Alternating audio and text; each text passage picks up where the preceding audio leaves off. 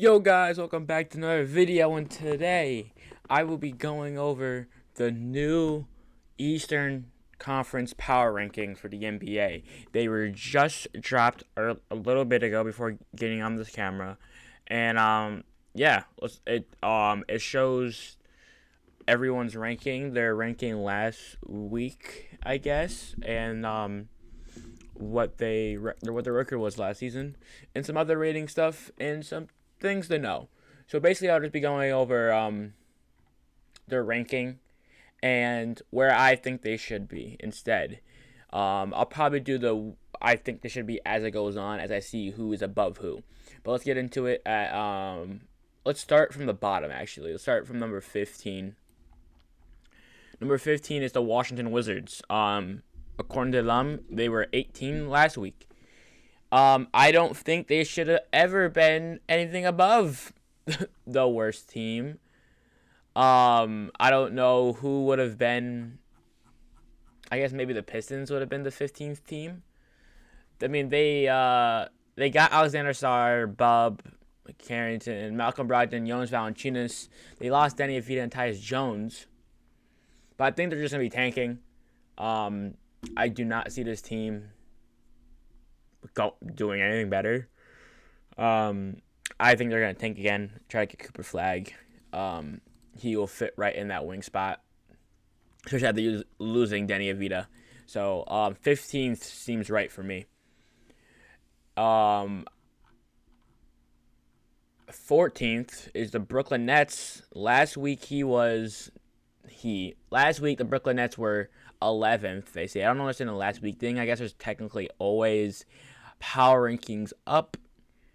It's just if you it's just they just posted an article about it, so that's why I am making a video on it.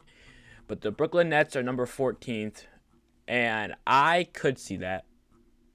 They got Bojan Bogdanovic and Zaire Williams, and they lost Mikal Bridges. They had a coaching change, and they just really weren't good last year. They were 23rd in offensive rating, 20th in defensive rating, 25th in pace, 22nd in net rating with a negative 2.9. So without Bridges, I don't see them doing any better. So 14th, that sounds right.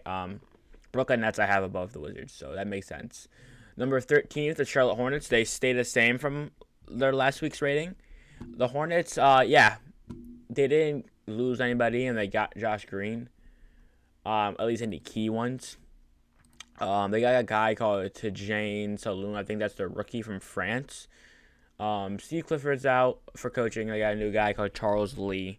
I'm not good on coaches, so I don't know who that guy is, to be honest.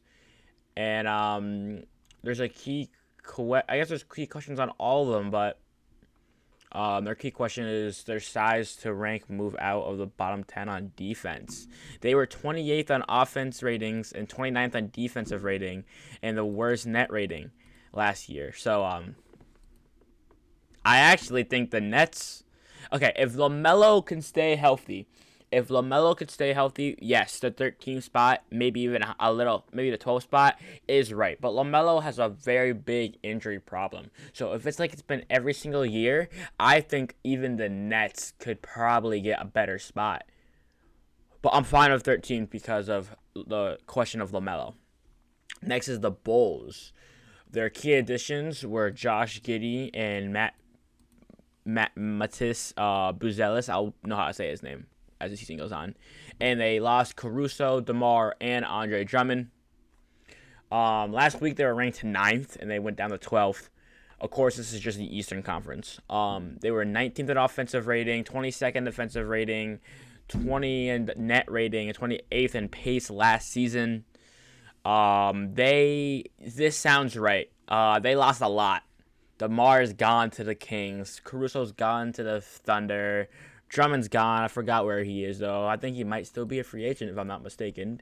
And they drafted Matisse, who dropped pretty far. Not far, but he dropped to him. So that's a really good pickup. He should be really good in the future. And they got Josh Giddey.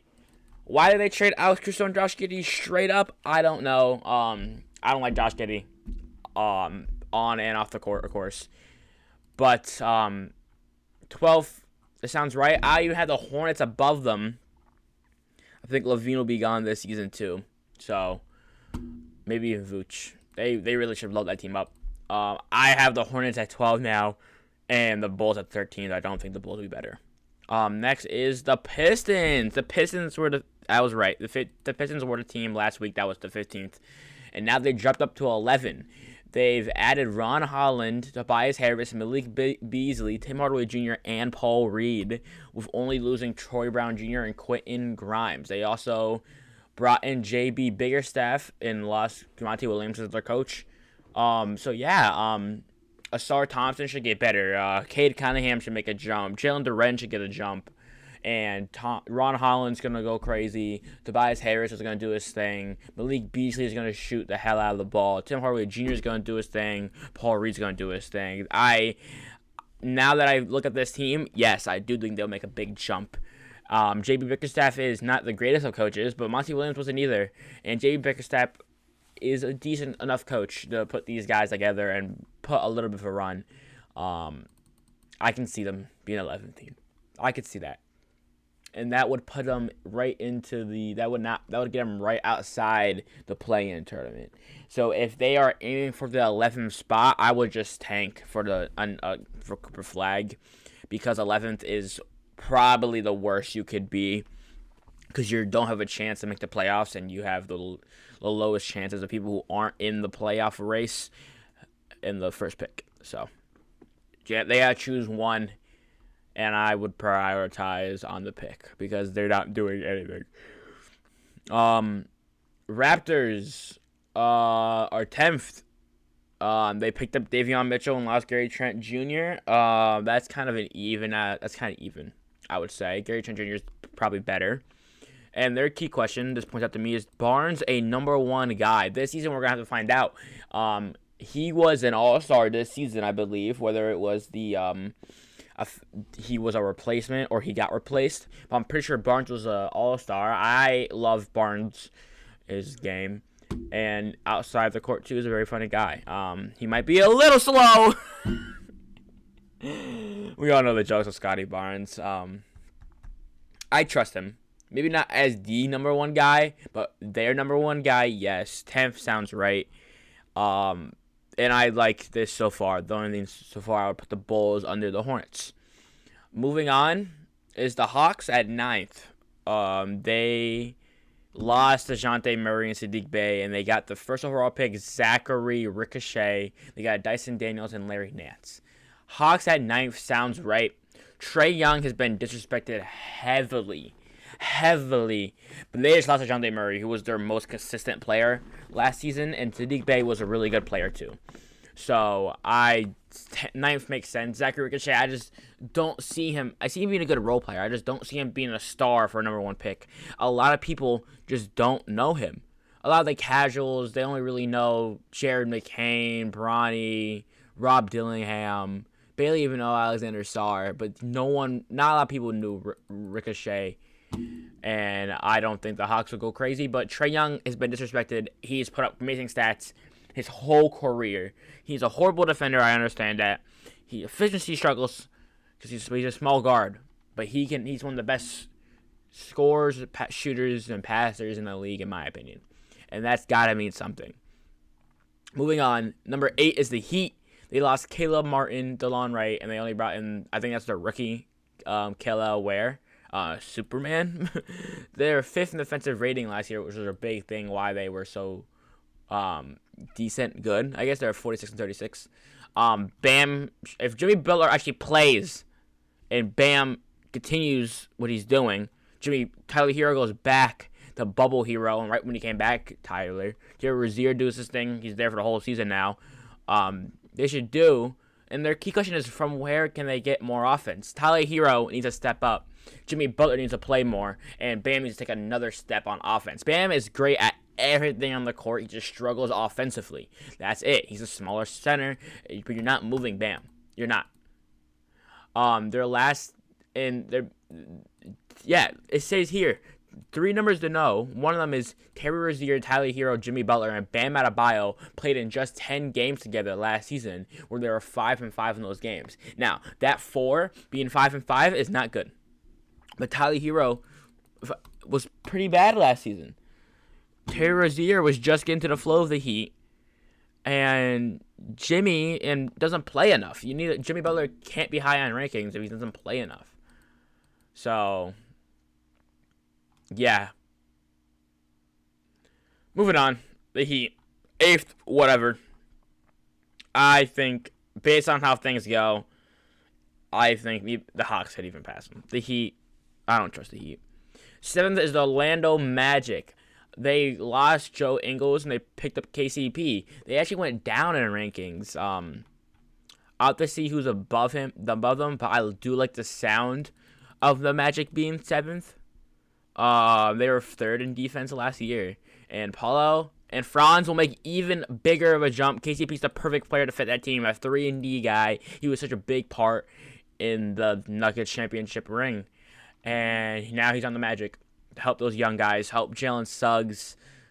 Jalen Suggs will make a big jump too. That's such an underrated big three. Jalen Suggs, Franz Wagner, and Paulo Banchero. Banchero and Franz will be all-star caliber players, and Paul will be one of the best players in the league at some point. Not saying next season. Jalen Suggs is a great guy, borderline all-star potential kind of guy for me. I like the Magic at 7. Next is the Cavs at 6. Their only things is Isaiah Okoro is still restricted free agent. They'll probably bring him back, and they lost J.B. Bickerstaff and brought in Kenny Atkinson for coaching. They went down 2 on rankings quarter last week. They were 4. The Cavs, as long as they're healthy, they should be really good. Darius Garland, Donovan Mitchell, bring back Isaac Okoro, Evan Mobley, Jared Allen. Jared Allen is an amazing center. He was the second best player last year for them. Darius Garland needs to bring back that offensive game that he's missing. He's a great passer and ball handler, but he just doesn't have the offensive game or really the defensive game either. The scoring offensive game, I should say. And Evan Mobley needs to stretch out and develop more of a 3 ball, but he's an amazing defender. So the Cavs should be higher probably. But moving on, the Bucks are at 5. I think I personally have the Bucks maybe even higher. I think Giannis will have a breakthrough season again and show him that he means business. They did lose Malik Beasley and Pat Bev though, but they got Gary Trent Jr., DeLon Wright, and Taurean Prince. I think Dame will lock in. He's not gonna have his outside basketball problems anymore. Dame will lock in. Giannis will go. I have Giannis as the guy next year. He's not gonna be. I didn't have him as MVP. Check out my early award rankings, but I have him Defensive Player of the Year. Right? No, I had him number 2 in MVP and number 2 in Defensive Player of the Year. I think he's gonna have a breakthrough comeback season, and he's gonna bring the Bucks maybe even to the 2nd, 3rd seed. The Pacers are 4th here. Last week it was at number 2. They didn't get nobody. They didn't lose nobody key-wise. I don't know why. They're number 2 in offensive rating last year, number 2 in pace last year. I don't trust the Pacers. I think they had a really good postseason. They had a great regular season. They made it to the playoffs, had a good season in the playoffs, and they made it all the way to the conference finals. That does not give me enough trust. They didn't get nobody. Their young guys are going to get better? Their key question is, can Tyrese Haliburton improve defensively? He should. He's a bigger point guard, but I don't see it. I just don't see it. The Pacers are below the Bucks and the Cavs for me, battling that Magic Pacers spot. Moving on, though. Number 3 is the 76ers. Last week, they're number 7. They lost Tobias Harris, and Batum, Melton, and Paul Reed, and they got Paul George, Caleb Martin. There's Andre Drummond. He went back. Okay, he did. I didn't say it, but I was thinking it. You can believe me or not. Eric Gordon and Reggie Jackson. Great pickups. I think... it's between the Celtics, the Knicks, the 76ers, and the Bucks are the best 4 teams in the East for me. And the Sixers, if Embiid needs to play more and he can be 3, but since Embiid doesn't play a lot in the regular season, I think I have Sixers 4th, Bucks Bucks third. And moving on, I'm assuming the second team is what I think it is, and it is the New York Knicks are number 2. This is who I think would number be 2 as well. They lost Isaiah Hartenstein, which is a huge loss, but they pick up Mikal Bridges, which is a good pickup. He had a low for last year. He did not play that good last year, but maybe something was off. And they have the Nova boys. They have him, Mikal Bridges, Josh Hart, Donte DiVincenzo, and of course Jalen Brunson, the team that won their championship in college, if I'm not mistaken. I'm pretty sure that's the whole thing, the Nova boys. That is chemistry if I've never seen it. Their whole thing was team chemistry while they made it so far this year. They did so good. I don't know how they lost to the Pacers. But Knicks number 2 makes sense. If Mitchell Robinson can stay on the court, lock down the paint, and then boom, you have the Knicks. I think it'll probably be they still have Julius Randle. Julius Randle's gonna come back healthy. You know, he's gonna do his thing. So I think the lineup will be Jalen Brunson, Josh Hart, Mikal Bridges can go back and forth between those 2 wing spots. Julius Randle and Mitchell Robinson, and then Donte DiVincenzo could be the bench guy. And there's so much flippability in their lineup. They are versatile and they have the chemistry to go as long as everyone can stay healthy on the court. Go back to what they used to be. Knicks deserve number 2, and they could be a number 1 if it wasn't for the reigning champions, my Boston Celtics. Now I need to put you back, and I've messed up my camera. I'll be right back. Okay, I think that's good. It's a little cricket still. My bad. My Boston Celtics are number 1, and they still number 1, 64-18 last year. First on offense, second in defense, first in net rating. We didn't get nobody, we didn't lose nobody, and we're still that buddy. Jason Tatum should get better. He's still young. Jaylen Brown will get better. He's gonna have a chip on his shoulder for not being on the Olympic team, which he should have been. Holiday's still there. He's gonna be locked in defensively like always. Derek White's still there. That perfect plug-in glue guy. A very valuable piece. Porzingis is still there. If he can stay healthy, it's over for everyone else again. Al Horford stayed in the league. Thought he might have thought retirement, but he wants another ring, and he's gonna get it. Peyton Pritchard, Sam Hauser, name is Kada. All these guys on the bench who can get you random spurts of games. And I keep looking at myself.